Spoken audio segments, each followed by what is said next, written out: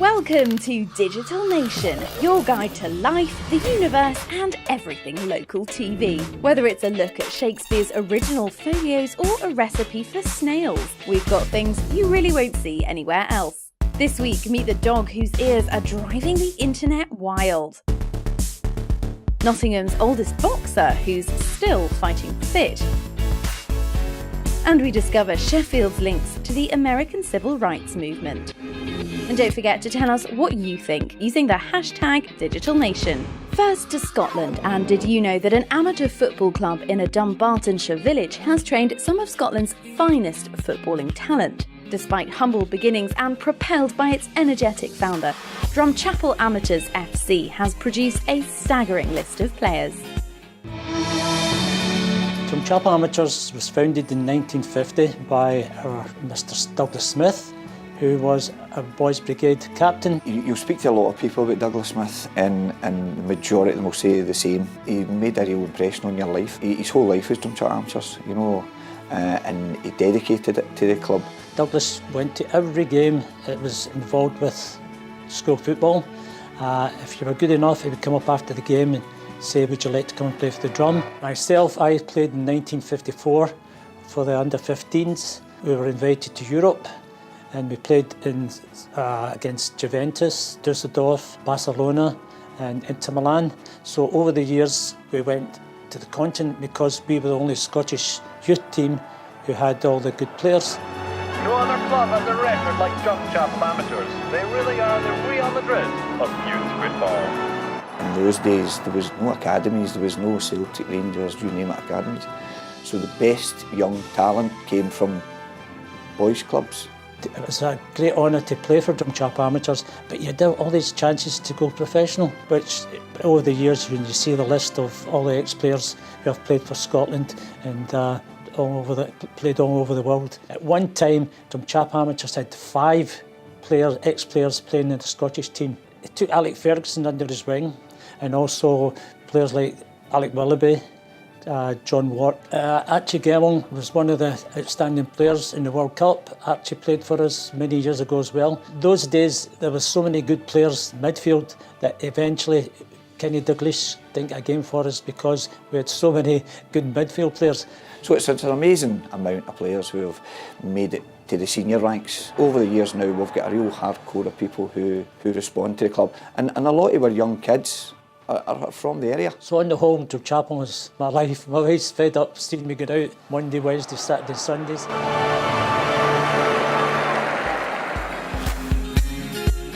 To London now, and the capital recently played host to a musical that explores the modern-day issues surrounding what's often called the oldest profession in the world. The Sex Workers Opera was created by piecing together real-life accounts of prostitution and stars actors that have themselves worked within the trade.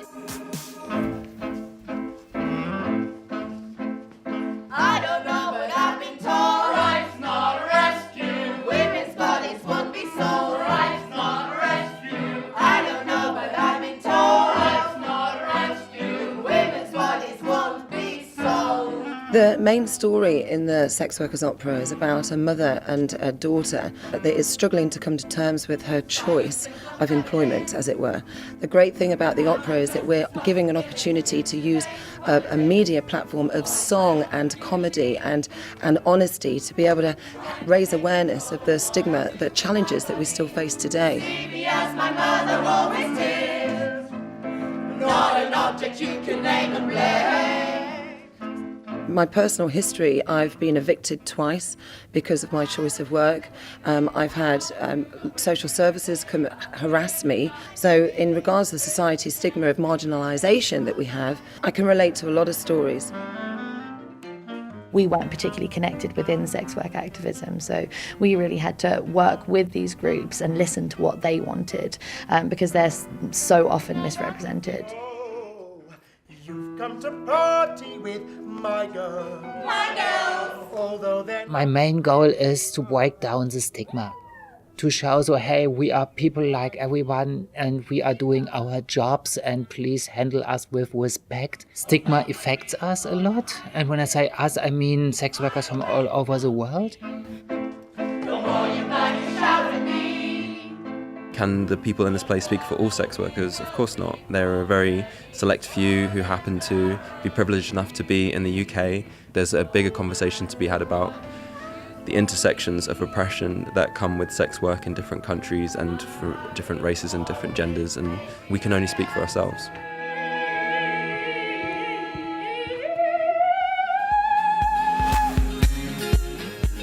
As you might be aware, this year we've been celebrating 400 years since the death of the playwright William Shakespeare.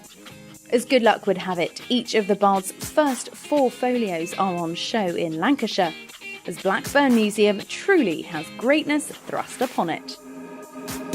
Almost everyone's lives have been touched by Shakespeare's works, and for locals in Blackburn, the first 4 folios are together in a rare and special display right on the doorstep. We've been very lucky in securing the loan of a first folio, and this was the first time that Shakespeare's plays had been in print altogether. They're extremely rare, only about 750 were ever printed. This complements a display of our own 2nd, 3rd and 4th folio of Shakespeare's plays, and these were given to the town of Blackburn by Robert Hart in 1946. Robert Hart was a proud local man, forward-minded enough to think that his collection of works needed to be enjoyed and seen by the people of Blackburn. Now, along with the first folio, which was compiled 7 years after the writer's death by 2 of his fellow actors, and includes all but 1 of the plays written by the Bard, the 4 are considered the holy grail of book collections. One lady came in yesterday and got a little bit emotional and said she'd never thought she'd see a first folio. So for local people to be able to see this on their doorstep is fantastic. Each of the plays are divided into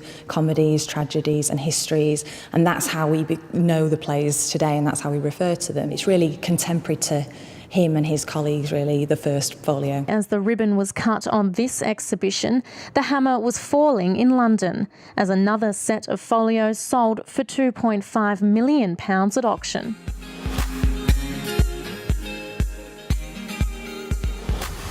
Let's head to Bristol now, where we meet a man who's really not short of a penny or two.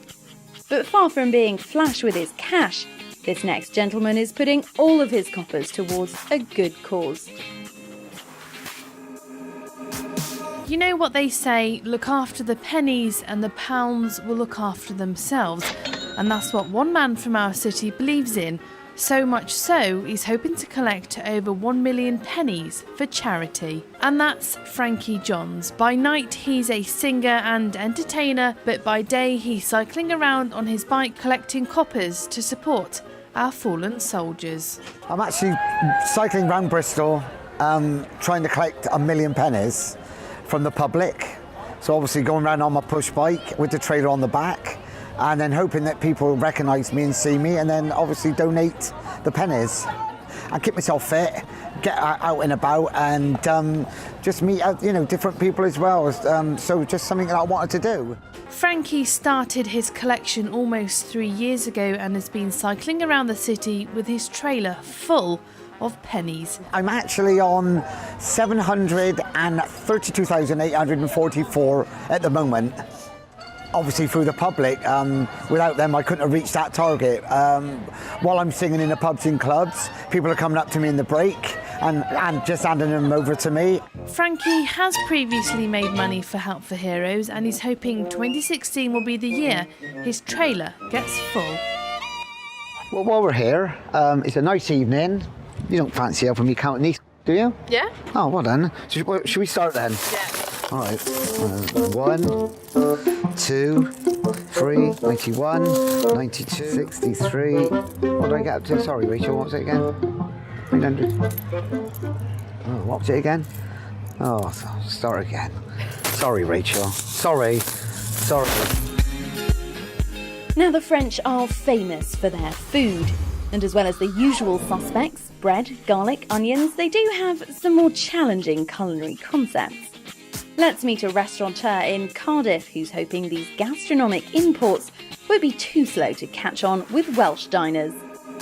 Today is escargot day, so I'm sitting down with the owner of the restaurant, Francis, and we're going to be chatting a little bit about escargot. Is it a popular dish in Cardiff?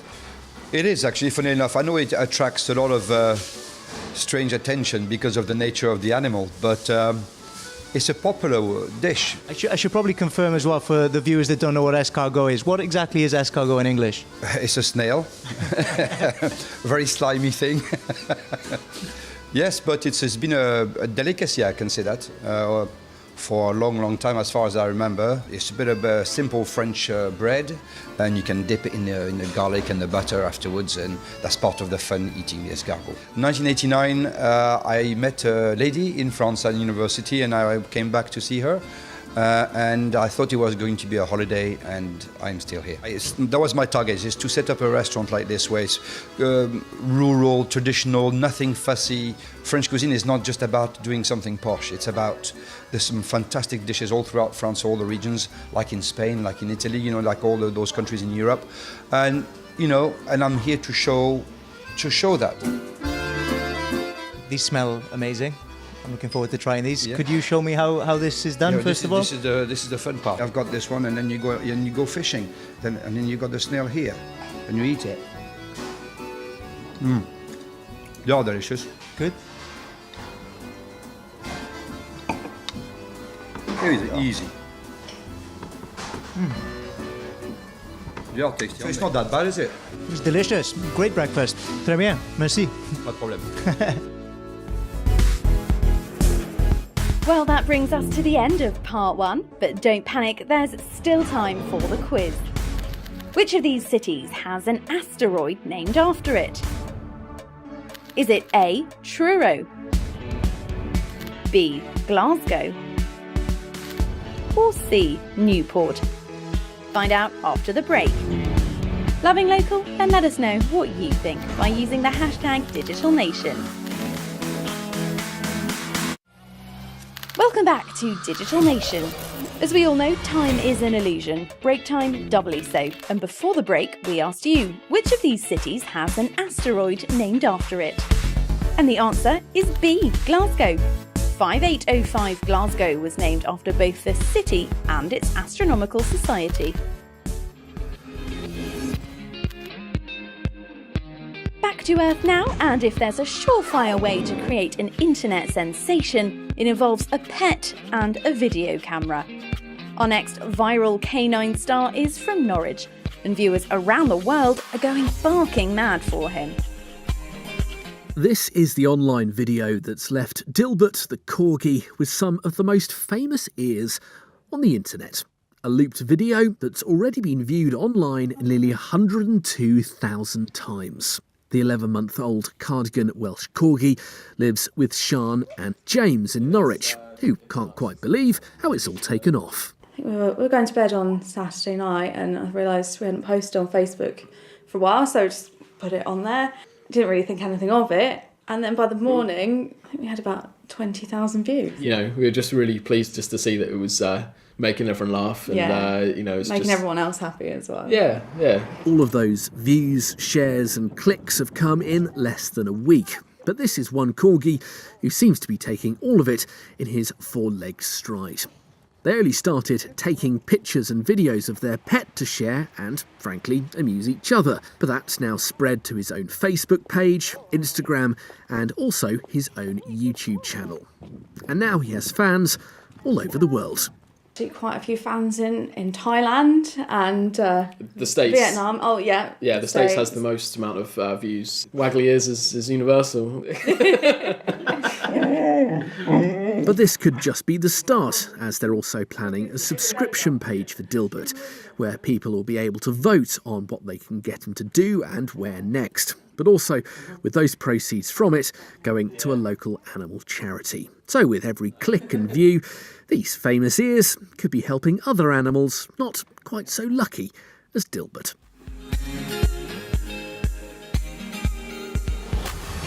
Over to Sheffield now, where the American civil rights movement is being celebrated in an exhibition that looks at ordinary people's contributions to the campaign. Why? Because the South Yorkshire city has some little-known historic links to the United States. So this exhibition looks at the civil rights movement in America, and it tells the story of 7 ordinary people and some of the stories and activities that they got involved in when they joined that campaign. So we're trying to tell ordinary people's stories. It does mention Martin Luther King, and people who come to the exhibition can hear his speech from Washington, but also other stories. So we tell the story of Bayard Rustin, who was a campaign manager for Martin Luther King. He's often seen as the invisible man because of his politics. He was a socialist, and because of his sexuality. Or maybe the story of Ruby Bridges, a 6-year-old girl who was just trying to go to school. And all of us have had feelings where we felt excluded or left out. As much as it's nice to talk about the past and what happened in America, and we can learn from that past, we can draw maybe even parallels. If we can then bring that story up to date and look, for example, at Sheffield, then that will be helpful because the exhibition is here. And we do tell Sheffield stories and people who were involved in the civil rights movement. We will go on to mention the story of Preston King or Malcolm X, perhaps most famously, who came here in 1964. One of only 3 places that he spoke to in terms of speaking to ordinary people from a political and public platform. I think because there are isms in the world that happen, whether it's racism, sexism, homophobia, but the idea is for people to be able to talk to each other and see that they can take action collectively and individually to improve the social justice situation that we all face in our world. Have you ever wondered what it takes to become the world's oldest active boxer? In Nottinghamshire, Mansfield's Steve Ward holds that very world record, but he's been through a lot to get there. Let's take a look at a boxing journey that's included bullying and broken bones on the way to brilliance. 50 years after first lacing up his gloves, Nottingham-born boxer Steve Ward can look back at his storied career full of achievement. Rewind that half a century well before the ringing bells, belts and bruises, and boxing wasn't even on the cards. I would never have done it. It was my dad. I'd gone to school on a bike, and I'd come back without the bike. Yeah, the bullies had took it off me, and my dad says, that's it, enough's enough. He took me up to a boxing club called the Nottingham School of Boxing. For 2 years, I was coming home, I'd got black eyes, I'd got cut lips, shaky teeth, everything. Well, Steve soon sussed out how to throw a punch as well as take one, and went on to have hundreds of fights across the world. His most recent fight being when he reclaimed his Guinness World Record as the oldest active boxer in the world in December last year. But despite wanting to fight again, he says it's not all about him. I want to get all these young protégés and get them on song. Remember, you see, I'm not a guy who forgets where I come from and what chances I had to make for myself. And anybody I can give an hand up to, I intend to do that. Jab. Come on, double jab. First in line, Mansfield boxer Conor Napier. To be trained and be befriended by him is amazing, to be honest with you. It's a dream. Well, Conor might have one last chance to see the master in action as Steve hopes to have his farewell fight later this year. Still to come, a mind-reading dog. But first, it's time for some incredible inventiveness in our creative kingdom. If you think cars for women should look like this, you ought to know about this car-mad genius of the Edwardian era, Dorothy Pullinger. Denied entry into the Institution of Automobile Engineers on the grounds that the word person means a man, not a woman. She got her break when her dad became a manager at Arroll Johnson Motors in East Galloway. In 1920, she turned an aeroplane factory into a car plant run and staffed by women who created the Galloway 1020. It was lighter and smaller, with a more reliable engine, and had new features that are taken for granted today, like storage space, the handbrake and gears within easy reach, and a rear-view mirror. What it didn't have was loads of cuddly toys in the back, a flower holder, or eyelashes on the headlights. Proof once again that when it comes to creativity, innovation, and providing the feminine clutch, in East Galloway Mint. In Yorkshire, as in the rest of the world, people tell you there's no such thing as a free lunch. Unless, of course, you pick it yourself. So let's go foraging in the Otley countryside. But be warned, this breath of fresh air certainly won't freshen your breath. The path is just a stone's throw away from here. This isn't we're not going far. It's not like we're in the wilderness. No, I mean there's very few wild spaces actually left in the UK. You know, a lot of it's been sort of manicured and dug up. There are wild plants out there, unless there's some sort of semi-wild spaces, so to speak. But wild garlic's a fantastic plant because every part of it's edible. If you pop that whole head in your mouth, then you're going to get a real garlic kick. Okay.